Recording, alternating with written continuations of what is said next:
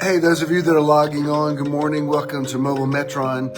I'm not doing a live studio audience this morning. I've got a lot of stuff going on in the house. I'll be back to doing it with an audience next week. We'll get started in about 5 minutes. Let me see who's on here while we listen to some... I don't want to hear this. While we listen to some... exotic bongo grooves. This music makes me really happy. Who we got on here this morning, last day of May 2026? Let's see, eyeballs. Got any names coming up? Oh, that's cool. Hey, Marina, welcome. Who else we got this morning? We'll get officially started at 11:11. Hey, Linda. Good to have Michigan in the house. Welcome.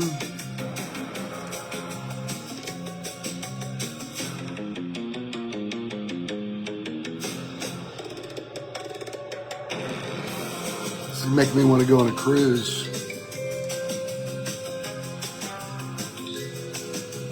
Called Tiki Lounge Instrumental Jazz. Hey, Beth. This one's called The Lost Temple. I love it. Who else we got on here this morning? Get started in 3 minutes. It's got a kind of a cool late 60s groove to it. I like that. Man, music is everything.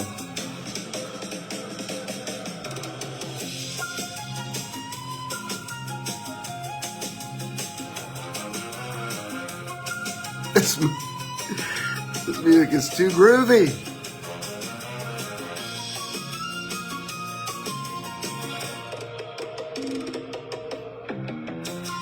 We got pan flute going. The Andean pan flute from South America, from the Andes.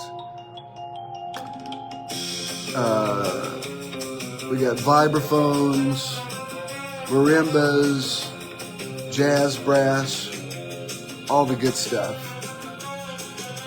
Come on in, get comfortable. I got a good word for you. I'm going to change your life. I'm going to rock your world.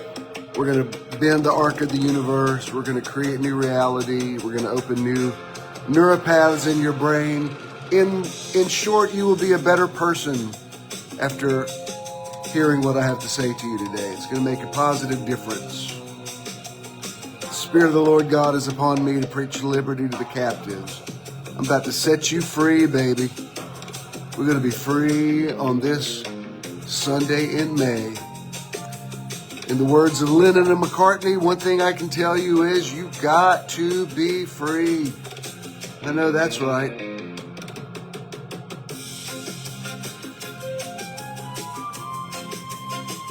This is even giving me a little bit of a James Bond vibe. So cool. I love it. Got 2 minutes. Who else we got?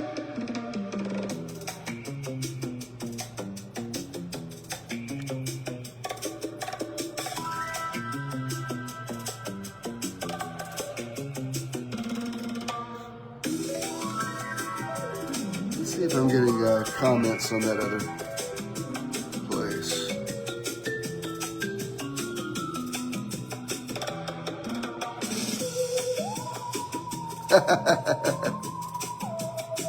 Oh yeah, see, it's doing this thing again. I can only see your comments on my Mac. Interesting. Huh.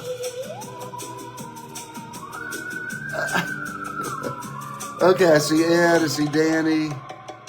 Yes, it is like salsa. See, I don't know why I don't see that on my phone. Interesting. Beth, for some reason, I'm just seeing you on the phone. I don't know what that's about. It's all good. Fortunately, I have my Mac too. We'll get started in 1 minute.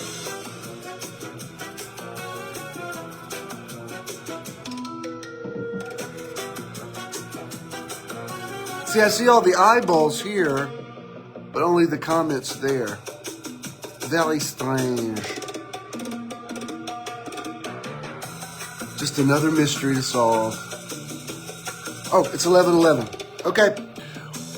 Welcome to Metron, Mobile Metron, coming to you live from the Metron Live studio in Smoke Rise. I'm not doing, sorry, I'm so into this music. I'm not doing a live audience today. We did one the last 2 weeks. I'll get back started with that next week.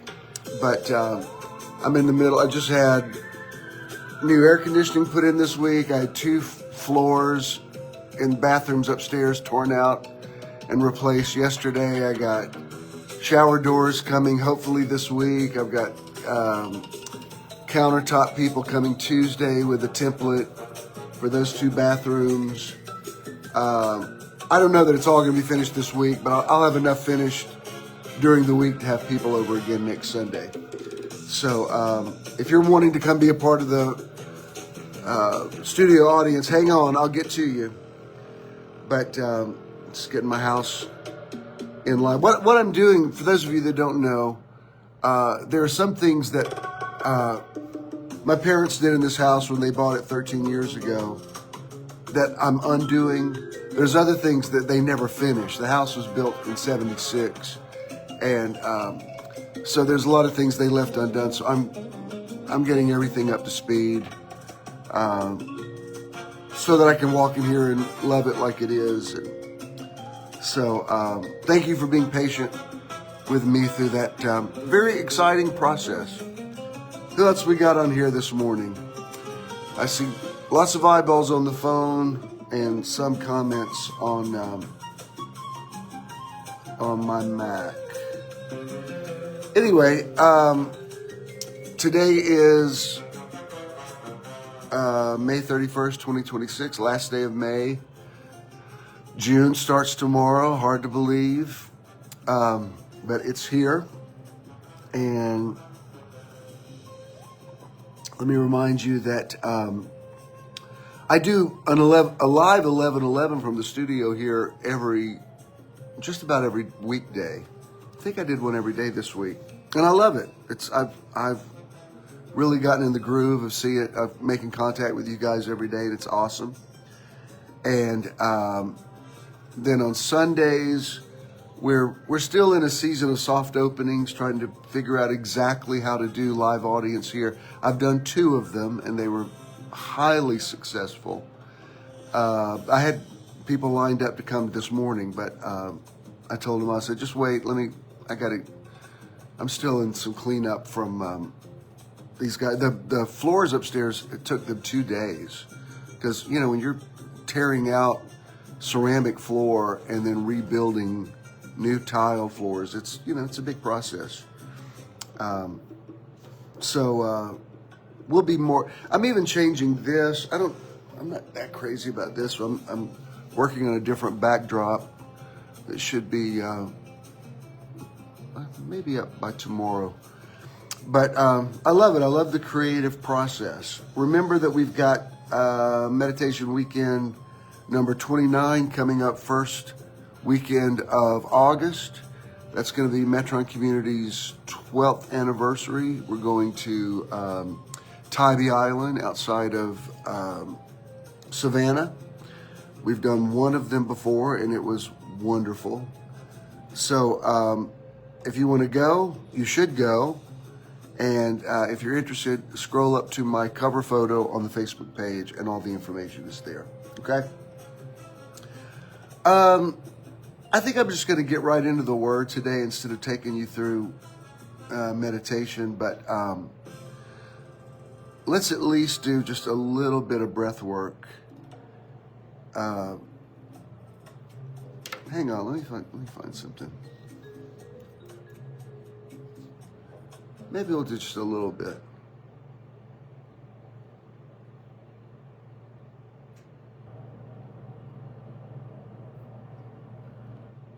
get comfortable and sit up straight.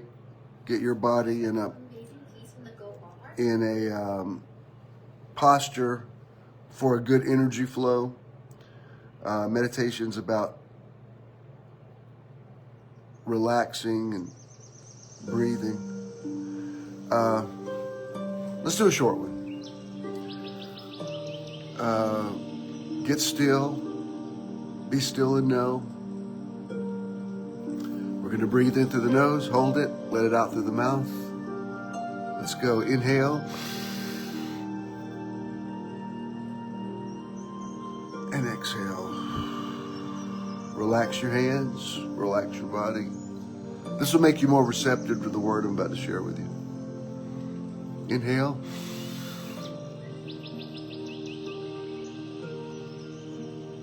And exhale. Beautiful. Let yourself just feel grateful this morning. Be centered. We're finishing up a series today about align with the divine. So bring yourself, spirit, soul, and body into alignment. Inhale.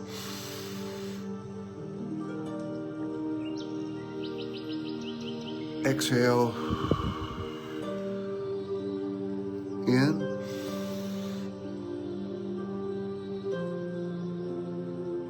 And out. Beautiful. That was easy. Let's make some affirmations. I am blessed. I am a blessing. I am. I have abundance. I am abundance. I am. I am well. I am wellness. I am. I am free. I am freedom. I am. Let's finish with this one. I am aligned. I am alignment. I am. We've never said that one before. Say it again. I am aligned. Say it. I am alignment. I am. Do it one more time. I am aligned. I am alignment. I am. Let's breathe out with 3 more good breaths. In.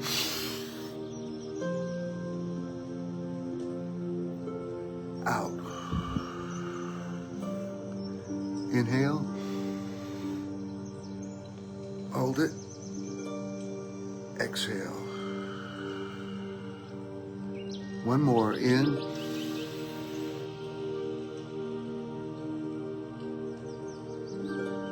Breathe it all out. Beautiful. Y'all are in the zone this morning. I can feel you. Okay.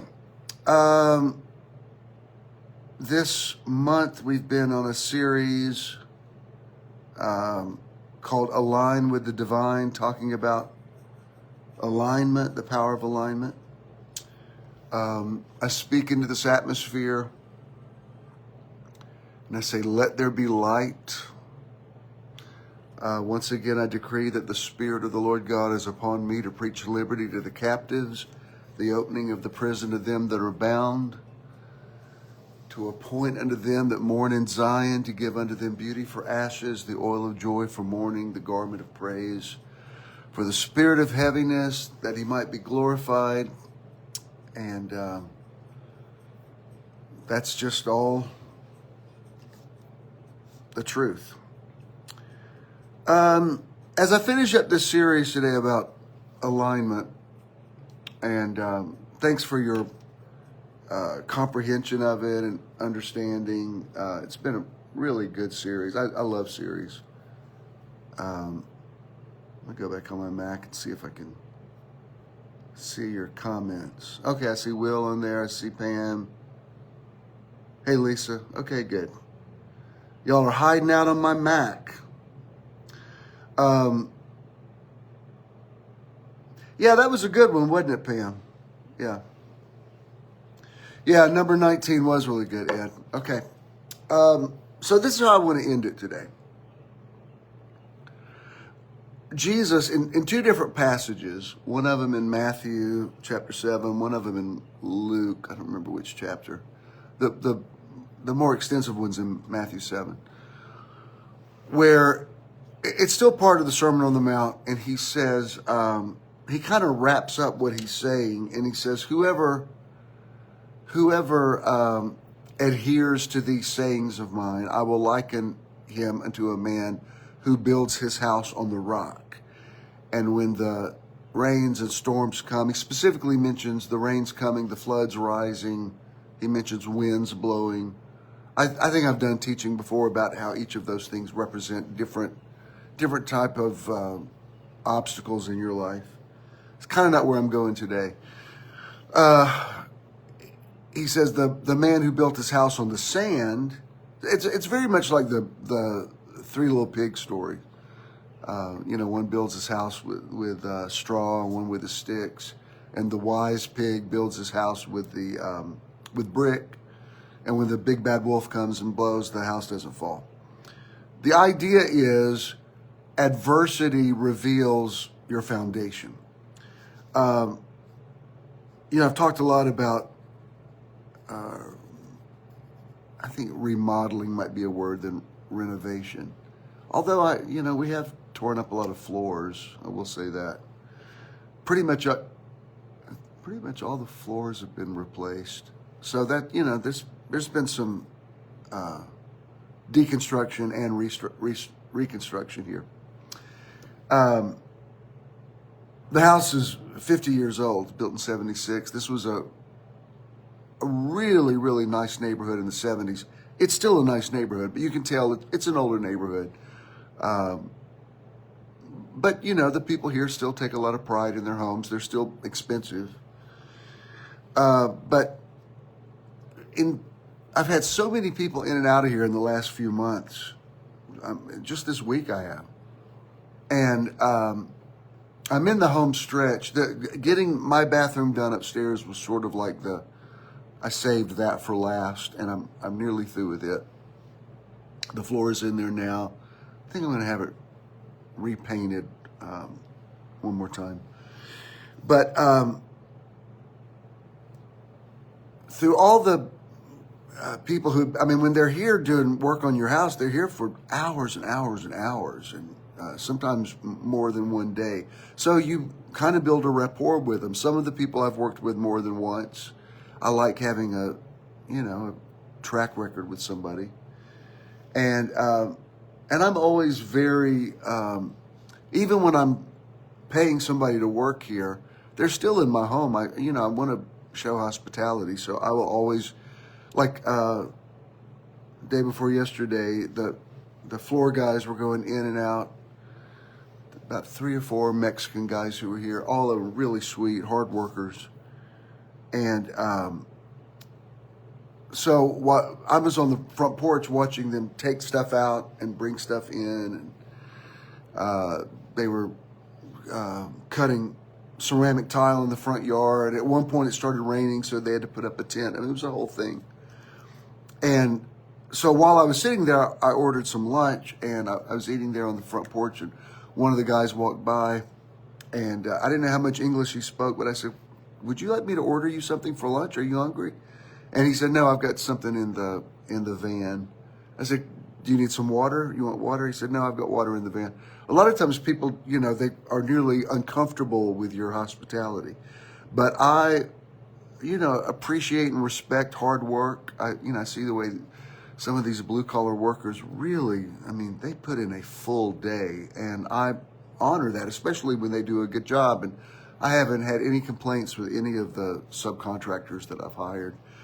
And so, but in the conversations that I've had with people, all the windows are being replaced, the doors, they're still being cut. They'll be installed middle of July. And then the painter, who I've already paid half of the fee to him, but he kind of wants to wait we're going to repaint the exterior. He wants to wait until all the new windows are put in, which is fine. And then I think I'll, really be done. And at least with these projects. We may do some things in the backyard. I think Ken wants to do a fire pit. We'll get to that. But and I'd like to have one too. That would be cool. I got to check the regulations of Stone Mountain to see if you can have them here. But I've noticed several of, like one of the air conditioner guys this week. Anytime they leave after they've worked all day, I always will tip them again. I mean, I'm already paying them, but I just do. That's what I do. And I'll always say, do you have a Cash App or do you have Zelle? And it's usually $100. I just like to honor what they've done. And a couple of them have tried to talk me out of it. They're like, are you sure? And I think, do people not normally do this? I mean, I thought tipping was pretty normal. But this one air conditioner guy said, man, this is a nice house, man. What do you do? I said, well, this actually was my parents' house, and my home is downtown, but we're living here and, have moved here. And, I said, if I ever say I'm in the ministry, that's a whole other conversation you have to have. But in several of the conversations I've had with people who are working here, they've said, this house is really well built. That seems to, I don't bait them on that. They nearly always will say, whatever cosmetic things you're doing is fine. He said, but the house is, a couple of guys have said they don't build them like this now. And, when this house was built, they weren't just throwing up track houses. They were, there were architects that planned each floor plan. You didn't pick them out of a catalog. If that's what you did, I'm not casting shade on that. I'm just saying that's not how these houses were built. This is old school, where, somebody bought a lot and hired an architect and had a house built. And, it's always nice to hear when they say, this house is really well built. And it feels like it is. I mean, we're a stone's throw from Stone Mountain, and, you can nearly feel the granite under you. I think it's one reason why this house is on septic tank, because I think this close to the mountain, it would probably be very difficult to dig a sewage system through here, I suppose. But I want to talk about, as I finish up this thing about alignment, I want to talk about aligning with your foundation and making sure your foundation is secure. I'm very fascinated by the humanity of Jesus, his interpersonal relationships. The scriptures are pretty clear about the divinity part, but I honestly think you learn as much from the humanity part. And I celebrate that humanity. Like when I read about what we call the Last Supper, the thing that stands out to me more than anything else is when Jesus says, with great anticipation, I have desired to celebrate this Passover with you. That's a very human response. That's not a deity setting up, a scenario where he can reveal his Christness. This is a man who has spent a lot of time with these very human guys who had obvious flaws and different perceptions of the ministry of Jesus. Simon the Zealot, I've talked about him a lot, but he followed Jesus because he was an anarchist, and he believed that Jesus had a platform by which possibly the Roman Empire could be not overthrown, but that Israel, Palestine would get its independence back from being a part of the empire. And, Simon was what many people would call today a nutcase. He was like a vigilante. And all these guys were attracted to Jesus. I mean, Jesus would say to some of them, follow me. And some of them had precarious reputations. Matthew was a tax collector, highly unpopular in that culture because they were collecting taxes for Rome. And, if you looked at these 12 guys, it would look like Jesus didn't vet these guys very well. A couple of them were related to him. And they were very, very real people who had real inner conflict, even about him. The ones closest to him kind of fell apart at the end, and which is why I've been especially interested in was it John 20, when after the resurrection Jesus meets Peter on the beach and he asks him, do you love me? He asks him 3 times because it's the first time he had seen him since Peter had denied him. And that's a very human interaction. Years ago, some of you, I'm sure Ernie and Avery were in there. Some of you might have been in there when I wrote John in the Now. I also did a live reading of it, an audiobook. I don't even think we have those anymore. But I read John in the Now, my translation of the Gospel of John, available at jimswilleybooks.com and on amazon.com. And when I got to the part about Jesus asking Peter if he loved him, I was sobbing by that point because I had read all those 20 chapters. I don't remember how many nights we did it. I don't think did we do all that in one night? That's a lot of reading for one night. Anyway, it might have been more than one meeting. It was a while back. But something really special happened in that room during that reading. There was definitely a glory, not just on those words, but on the people that had come there to hear them. And by the time I got to the end of the book, it felt so real to me, that human connection, that basically this is Jesus coming to a guy, what we would call, in modern vernacular, one of his homies. I mean, this is the guy, like Jesus, he had 70 and then he preached a really controversial sermon and that winnowed it down to 12. And of those 12, there were 3 of them, Peter, James, and John, who he had an inner circle. He just did. You have to grow up and realize some people are closer to other people than they are to everybody. That's just the way it is. Don't let your feelings get hurt. Jesus had an inner circle. I know he loved the other 9, but those 3, for some reason, didn't stress him out and sort of got him on a level that maybe the other ones didn't. And, that's just the way, that's just life. And you can't be best friends with everybody.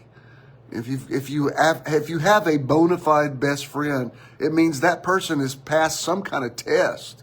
I told a few weeks ago, I was talking to my friend Howie, who we've been close for half a century, and probably closer now than ever. And if I ever, Howie knows it all. Howie knows where all the bodies are buried. He's seen me at my best and heard me at my worst. And whatever I ever tell him, if it's an issue with somebody else, he is always on my side. Even if I'm in the wrong, it's like he doesn't even play devil's advocate. He never says, well, maybe they didn't mean that. Or what. He's always, I don't know if he's on this morning. I have to look. He's always in my corner. And like if I'm upset with somebody, he just gets in there and hates them with me for a few minutes. And one day I was thinking he could have said, maybe they didn't really mean that. Nope, he's just like, no, I hate them. Don't ever talk to them again. And I said, this is why after 50 years, you're still my best friend. And, there's a downside to being surrounded by yes men, but it has its perks as well. The reason I'm saying all this about foundation in Jesus at the Last Supper and talking to Peter is when a thing in your life has experienced a storm, it will reveal, the storm can be devastating, but it will reveal what the thing is made out of. So for Jesus to come to Peter and say, do you love me? What I read into that is, look, after everything we've been through together, these 3 years of ministry, and you having great revelation, and me also calling you Satan, and you've said stuff, I've said stuff. At the end of the day, what I want to know is, do you love me? That's a very real thing. I'm at a point in my life where it's not an exaggeration to say I've seen thousands of people come in and out of my life, and regularly. Somebody just this week messaged me and said, he may be on this morning, I don't know. He said, I'd like to see you sometime, meet you sometime. He said, I used to go to your church. I went to your church for several years. And I have people like that all the time that I think I have no idea who you are, but maybe if you remind me. And people want a personal connection. I know one time I don't even remember who, but somebody that used to go to church in the Now had died, and they asked me to do their funeral. So I did it. And at the graveside, when you do a burial, you go and you greet all the family members that are sitting under the tent. And the first woman that I reached out to, she sort of put her arms out to hug me. So I hugged her, and she stood up and she said, it was kind of a passive-aggressive statement, but I heard her. She said, oh, my God, I waited all these years just to hug you. All those years at the church, I never could get close to you. Which is probably an exaggeration. I don't think I was surrounded by that many bodyguards. In my head, I was extremely accessible, but maybe that's not the way people perceived it. And, it kind of felt like a slap when she said it, but then a part of me thought, well, I get it. I understand. Somebody has had some impact in your life and you want to have a connection with them, and that opportunity is not always there. But for Jesus to say, do you love me? What he's asking is, what was the foundation of our relationship? Why did you follow me? And what I was saying about people coming in and out of my life, the people who are in my life now, many of whom have been with me for decades, they become more and more valuable as, I don't want to say as we get older, I'll say as the journey continues. And those people, and many of you listening, fit that description. Those people become more and more valuable to me as I progress. It's like the fine wine gets better. When I was growing up, I unapologetically watched a lot of television. Still do. Television did not dumb me down. I'm smarter than a lot of people I talk to who don't watch TV. Sorry, I just am. But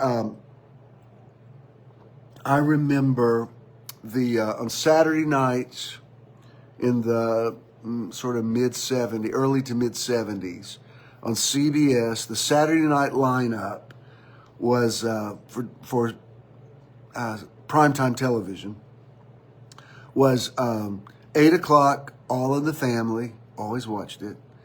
8:30, MASH. 9 o'clock, Mary Tyler Moore Show. 9:30, Bob Newhart Show. And then at 10 o'clock, the pièce de résistance was the Carol Burnett Show. And her show was she's still alive. She's 91. And I saw her in an interview made just a couple of weeks ago. And she's she's, frail, but sharp as a tack, still funny, self-deprecating. Her mind it's she still has her comedy timing, all of it, and she's such an icon now. You know, she's not just she's nearly worshipped, you know, by people of my generation. And her show was on for 11 seasons. It was really the last variety show. And you know, back in the day, a television season was 30-something weeks of the year. They took a summer hiatus. Now the television season is like 12 weeks, something like that. But back then, they would do an hour long, and not all of it has aged well. I mean, most of the stuff you see curated now are some of the funniest of the sketches, like some of the, you know, long form sketches get a little tedious. I mean, I'm a diehard fan, so I'll watch all of it. But just on a production level, it's incredible to me that every week, writers had to create sketches, songs had to be written, songs had to be learned, costumes had to be made. That Bob Mackey did all those costumes, and they were. In some interviews she talked about they did the math, and it's the amount of costumes he made. It's up in the high thousands. I want to say 70,000. I'm not sure that's right, but it's a impressive number. Musical numbers had to be orchestrated.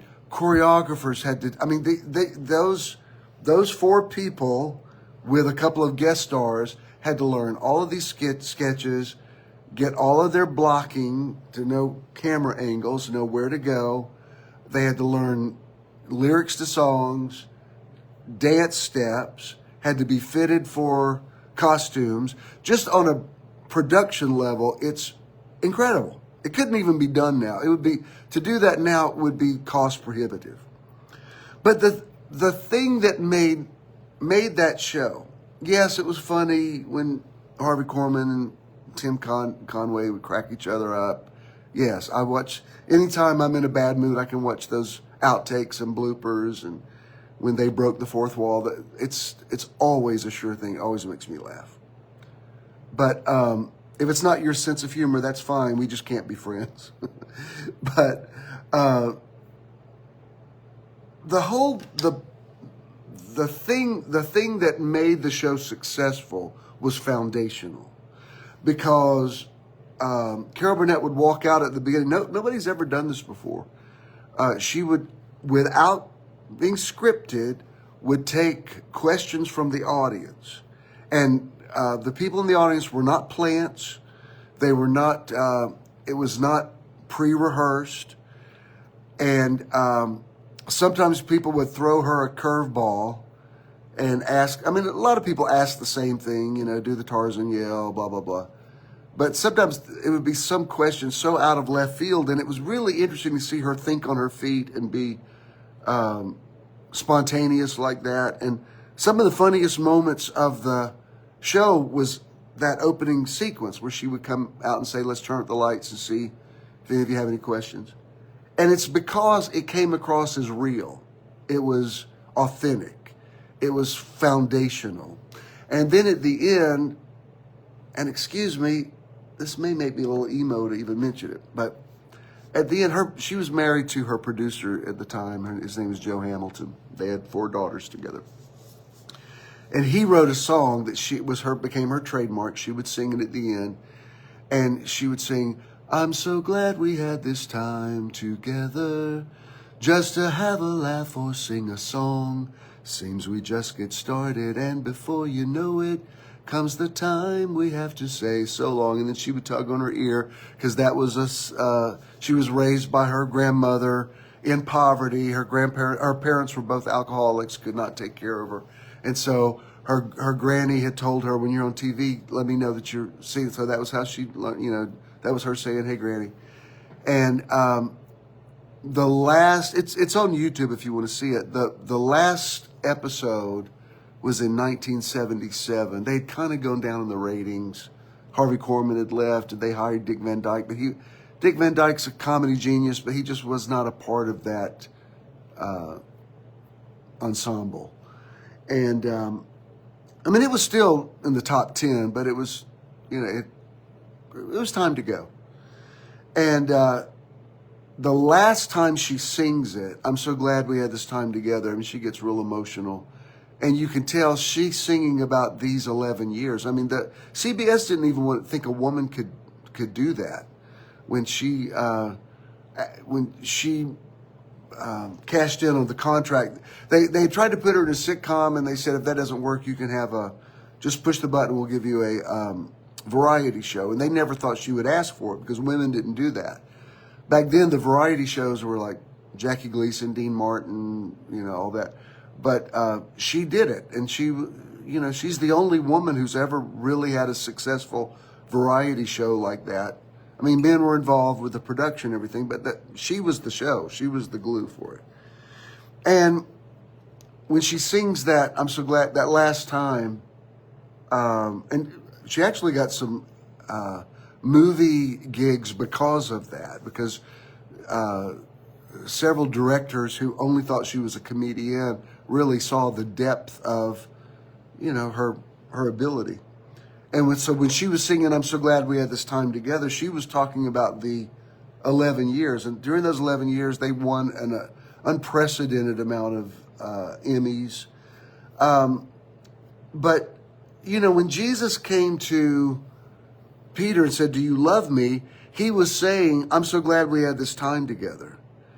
And it does seem like we just get started, and before you know it, it's time to say so long. Even, I don't want to bring the room down, but tomorrow is June 1st, and June 2nd would have been my mom and my Uncle Don's 88th birthday. They both passed away at 87, 58, they were twins, 58 days apart. And the last year that I lived here, we didn't see them very much. I think Mom may have gone over there a couple of times. I didn't go over to their house once in the whole year. And Dawn came over a couple of times. But on what was their 87th birthday, I had gone out to get Mom something to eat. When I came in, Don and Clarice were here. That's my mom's twin brother and his wife. And they lived not across the street, but the adjacent cul-de-sac, kind of around the corner. And, he had come to see his twin sister on their birthday. And I said, hey, y'all send out, let me get a picture of the twins on their birthday. And as soon as I snapped it, the voice in me said, this will be the last picture they ever take together. And it was. I just knew. I didn't know when they were going to go. I wasn't sure my mom was ever going to go, quite frankly, because she had some incredible survival skills. But Dawn did pass on New Year's Day this year, and Mom passed on February 27th. And, it does seem like the time we have together does move quickly. I was watching a movie this morning as I was getting ready. I watch a lot of TCM, and I always look, what year was this made? And it was 1933, and I thought, oh, that's the year my dad was born. And all of these people in this movie are long gone. And I'm not trying to make it overly sober here, talking about the swift passage of time, but it is true. The time does go fast. And what really matters is the relationships that you have and that you maintain. And even one of the most interesting things I've ever read in the scriptures, Jesus was had a particularly close friendship with two sisters and a brother. Their names were Mary and Martha, and they had a brother named Lazarus. To the point, I'm not suggesting Jesus was gay, but he definitely had a bromance with Lazarus. He was for sure his boy. And when Lazarus got sick, the disciples came to Jesus and they said, the one you love, which I'm sure, John would have taken issue with that because he referred to himself as the one that Jesus loved. But there was definitely something special with Lazarus. The Bible does clearly have gay relationships in it. I'm not suggesting Jesus and Lazarus were. It's immaterial to me. Like, I don't care. If Jesus was married to Mary Magdalene, I don't care. Again, I don't have a problem. See, I don't think humanity cancels out divinity. That's, if you want to know what kind of sets me apart from a lot of ministries, is I think humanity should be embraced and celebrated right along with divinity. And I think that's the main thing I want to say about alignment. Alignment means make peace with every bit of your life, including your mistakes and your foibles and the things that you messed up that you can't fix, that you wish you could. You know, just incorporate it all. Like, weave all your regrets, everything, into all your rejections, all of it into the tapestry of your life, and wear it like a coat of many colors. It's you know, it's who you are. Don't second guess anything. Everything that's happened to you has made you who you are. That's what alignment is. And a huge part of that alignment is human relationships. What's real. And so Jesus says, they said, the one you love is sick, and Jesus says, don't worry, he's not going to die. It's not a sickness unto death. Well, he died. So it can make Jesus look like he's A, a false prophet, B, a very unconcerned friend. This is the guy closest to you, and you're out here healing all these people. You don't even know their names, and you can't take time off from your itinerary to go meet the guy who's really important to you. And when 4 days after the funeral, Jesus didn't even go to the funeral. I mean, just, you know, remember, this is before texting and phones and stuff. I'm sure Mary and Martha, burying their brother, are wondering what the actual hell is going on. Jesus didn't come, didn't try to heal him, didn't visit us. I mean, he's not here to comfort us now. And they got 4 days to sort of stew in that. Like, what in the world? I mean, was our relationship with Jesus even real? Like, where is he? I mean, you know, when you go through things, you need your people. And you remember when your people aren't there for you. And it looks like Jesus is not there. He doesn't care that he's sick. He doesn't care that he died. What in the world? And sure enough, when you get to John chapter 11, it says Jesus finally goes. And I think, interestingly enough, it was Mary that ran out to him, wasn't it? Which I always thought was unusual because, no, it was Martha. No, hang on. I should know this. Somebody Google it. I want to say it was Mary that came out to him. Somebody Google that. Was it Mary or Martha that came to meet Jesus? The point is, one of the sisters comes out to him and said, why don't I just read it? It would just be easier than asking you to do my homework. Hang on, because this is important. Thank God for the internet. Let's see. What am I in? This is NIV. This is down in verse 17. On his arrival, Jesus found that Lazarus had already been in the tomb for 4 days. Now, Bethany was less than 2 miles from Jerusalem. Less than 2 miles. I mean, it's just like Jesus could have easily walked that. I mean, they probably walked that much every day.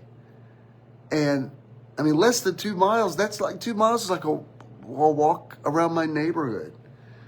Now, Bethany was less than 2 miles from Jerusalem, and many Jews had come to Mary and Martha to comfort them in the loss of their brother, which only adds insult to injury. Like, seriously, Jesus, you can't break away. We're virtually around the corner, and Lord knows everybody else has been here. People didn't even know Lazarus have shown up. Where are you? Where in the world is Carmen Sandiego? And many Jews had come to Mary and Martha to comfort them in their loss of their brother. Yeah, it was Martha. When Martha heard that Jesus was coming, she went out to meet him, but Mary stayed at home. Mary was just like, I can't even. Why does she stay at home? She's like, I don't know.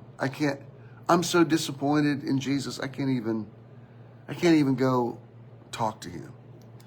Martha, much more confrontational.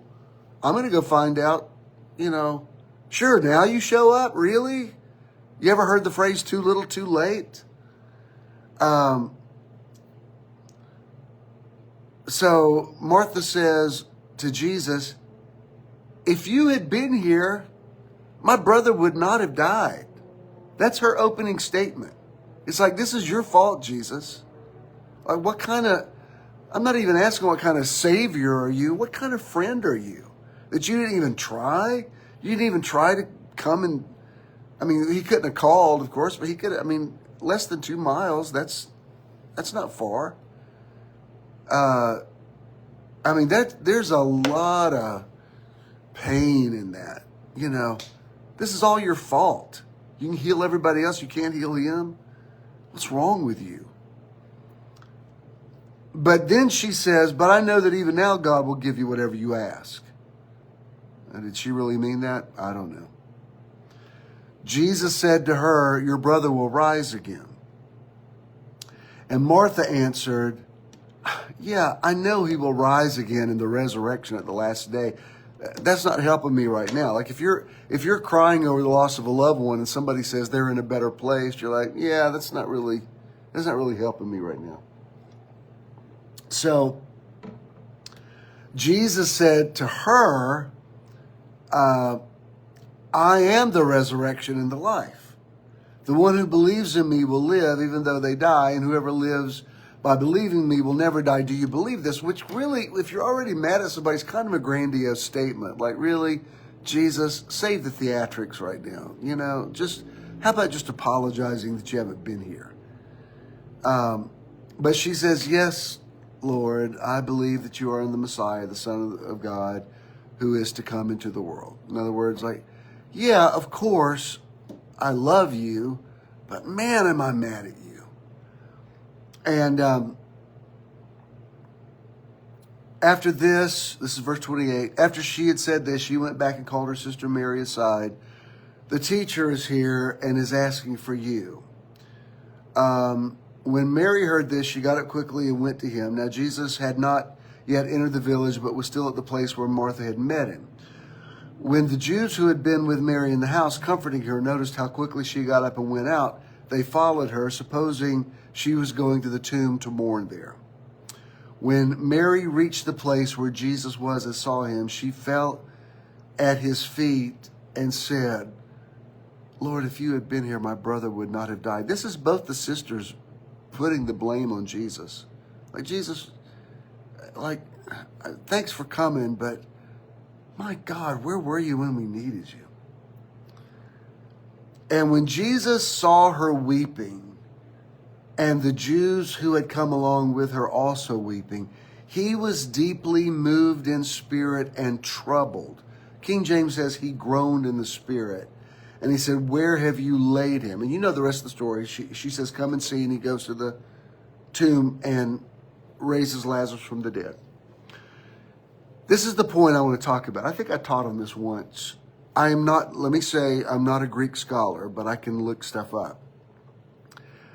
In John 11:33, it says the Greek phrase groaned in the spirit used the verb enembrasato, which is derived from the root embrenomoi. I'm sure I've mispronounced this.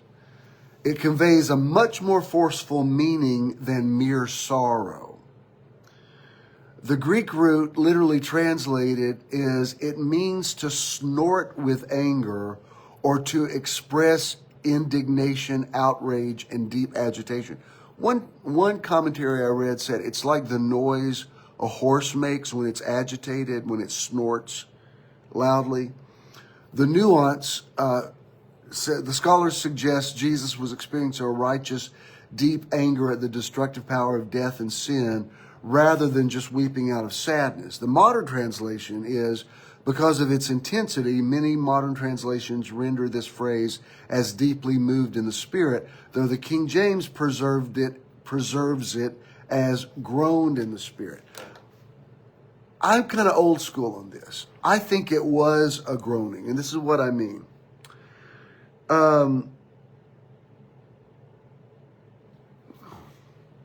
When you're devastated at some news, there's, like, you get some bad news about yourself. That, like the doctor tells you, you know, you're way sicker than you realize.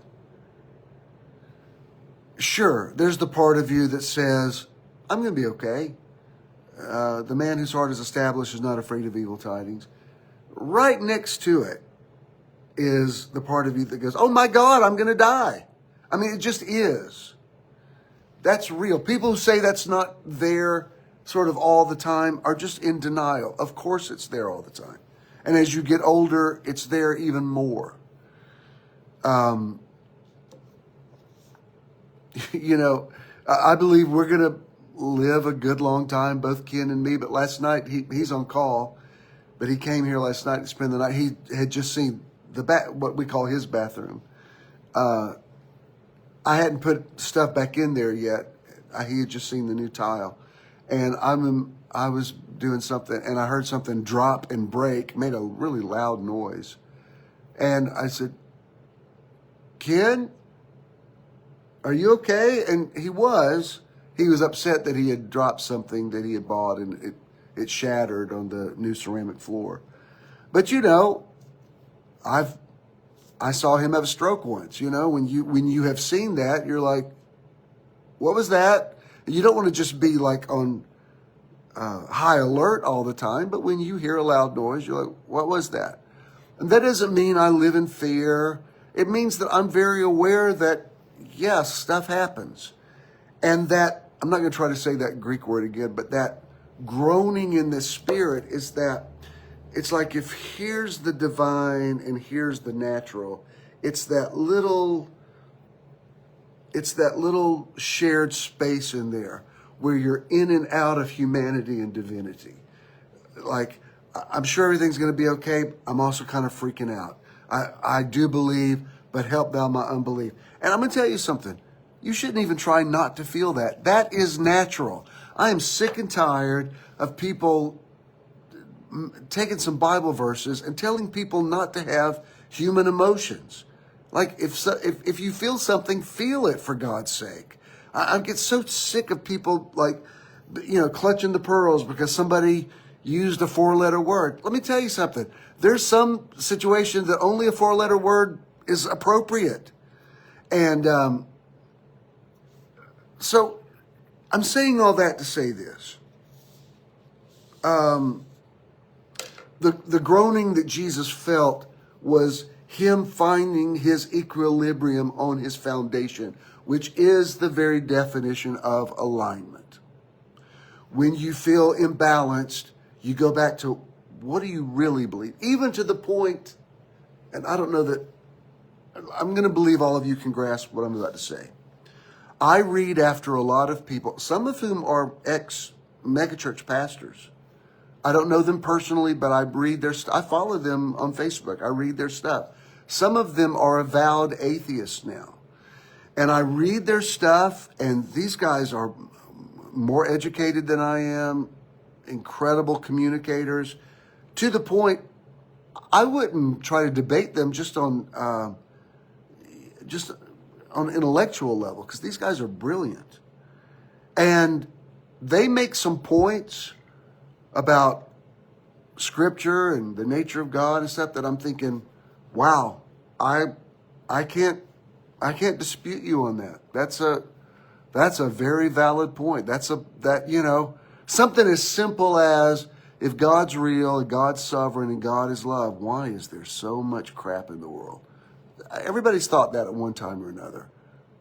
I understand that question, and sometimes I would rather keep it in the question column, because when somebody comes up with some, theological answer to it, I'm like, just shut up. You're not making it better. But I'm saying that to say, I can hear their arguments.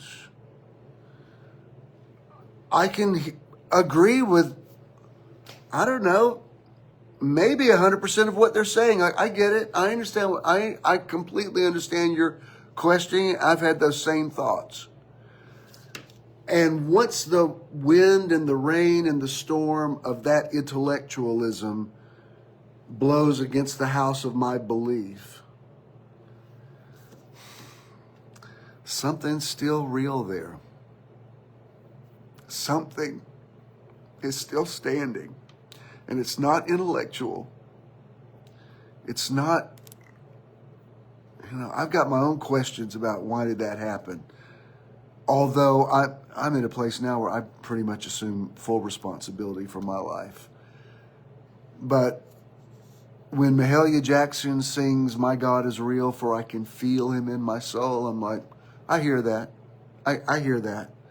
Because the wind and the rain and the storm and all the stuff has blown against the house of my belief. But my belief was not a house of cards. Something in there is still real. There's things that happen to me that are still authentic. There's experiences I've had. I could hear your explanation of what happened, but I'm just telling you something or someone that I call God moved in that situation. And I'm not even defensive over it. I can see why you don't see it that way, but I'm just telling you from my vantage point, it was real. And God was real. And sometimes that causes that groaning in the spirit, that nearly snorting where you're like, I completely hear what you're saying. I understand the concept of blood sacrifice came from ancient religions that were incorporated into Jewish fables. I get it. I understand the Last Supper. Yes, it was Dionysus and Greek mythology. Yes. I've read all the stuff about Mithra and the virgin birth. Yes, I know. I've heard all that stuff, and yet there'll just be some days where I come to the garden alone while the dew is still on the roses.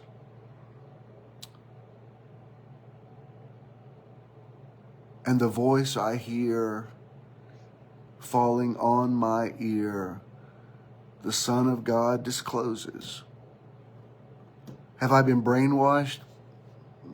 Maybe. I don't know.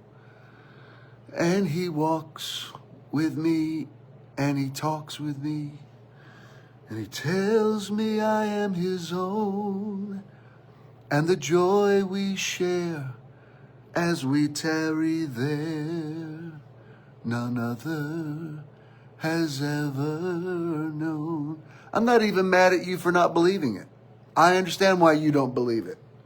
It's just something in me is so foundationally established in the reality of all of that, that there's not enough wind and rain and storm to make my house fall. My house is built. I mean, they don't build them like this anymore. I was built by someone that the book of Hebrews calls the author and finisher of my faith. That is still real to me. And there are fake preachers, and white Christian nationalism is a false doctrine, all that stuff. I hate the way MAGA has tried to hijack evangelicalism. All of that is grotesque to me. And yet, something is real, something is authentic, something that I call the Holy Spirit still speaks to me and speaks through me. It happens all the time. And I'll tell you one more thing about alignment. It's probably the most real thing I want to share.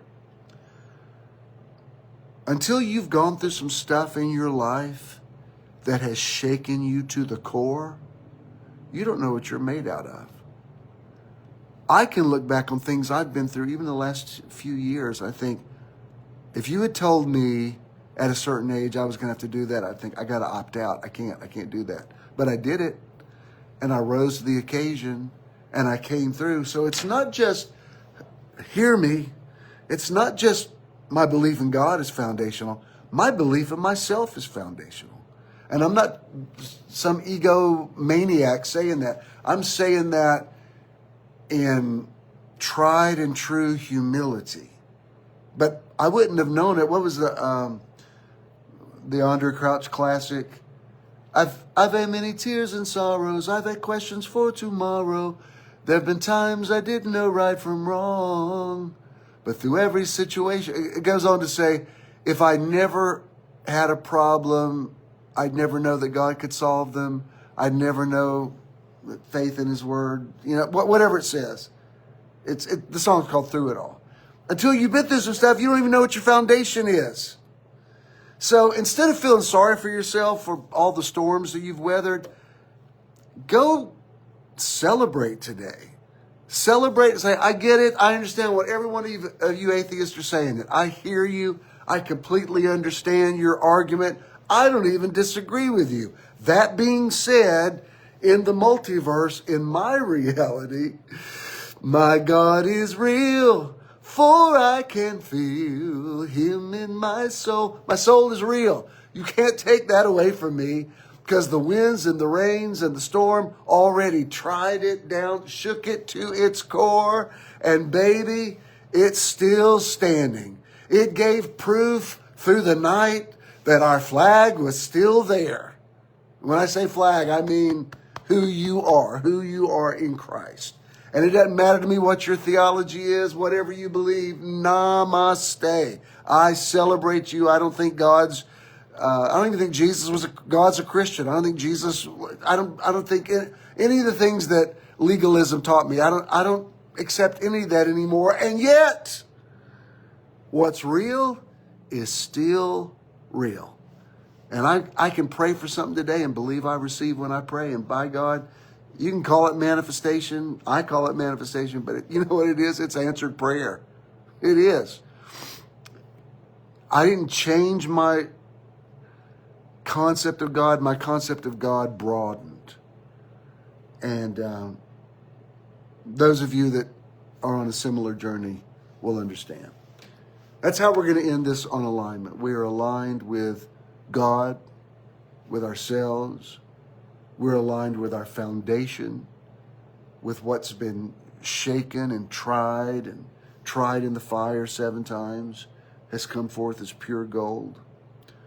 I call you into alignment, your past, your present, your future, your spirit, your soul, your body, everything that you were, everything that you are, everything that you are becoming. You are in proper alignment. You're exactly where you're supposed to be. Embrace it all, even whatever's upsetting you today. Don't even try to not be upset about it. Be upset and divine. It's yes and. It's not either or. It's the tree of life, not the tree of the knowledge of good and evil. You are in alignment. Selah. That's the end of our series. Thank you, Kevin. I see your gift coming in. If you want to support Metron community, go to bishinthenow.com. If you want to send something to me personally, I have all the cash apps. All right. As far as I know, I'll be back on tomorrow. I'll go read. I can't see your comments on the phone. I'll have to go read them on my Mac. And look, if this blessed you, don't assume I know it.